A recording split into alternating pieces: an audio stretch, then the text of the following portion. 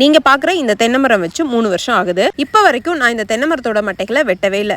இந்த வருஷத்துல ஒரு 2 மாசத்துக்கு முன்னாடி மழை காலத்துல மட்டும்தான் தென்னை மரத்தோட மட்டைகளை, அதுவும் தரையோடு ஒட்டி இருக்கிற மட்டைகளை மட்டும் கழிச்சு விட்டேன். இந்த மட்டைகளை எல்லாம் வெட்டி அங்கேயே அந்த மரத்தை சுத்தி மூடாக்கா போட்டுருங்க. இல்லைன்னா 2 மரங்களுக்கு இடையில பள்ளம் எடுத்து அந்த பள்ளத்துல இந்த மட்டைகளை போட்டுருங்க. தயவு செய்து கொண்டு போய் ஓரமா போட்டு தீ மட்டும் வச்சு கொளுத்தாதீங்க. இந்த மூடாக்குனால நமக்கு ஏகப்பட்ட நன்மைகள் கிடைக்குதுங்க.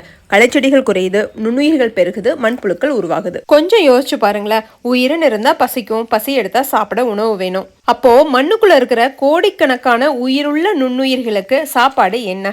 நம்ம கொடுக்க போற இந்த இலைத்தலை கழிவுகள் தான். இந்த தாவர கழிவுகளை அவங்க சாப்பிட்டு அவங்க கொடுக்கிற கழிவுகள் தான் மண்ணுக்கு உரமா செய்யறது.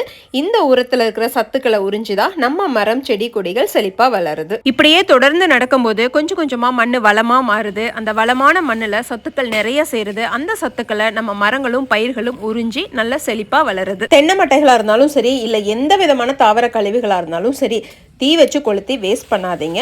ஒரு பள்ளம் தோண்டி அதுல போட்டு வைங்க. இல்லைன்னா மரங்களை சுத்தி மூடாக்கா போடுங்க. நிச்சயம் நீங்களும் மாறுவீங்கன்னு நினைக்கிற மாற்றம் ஒன்றுதான் மாறாதது.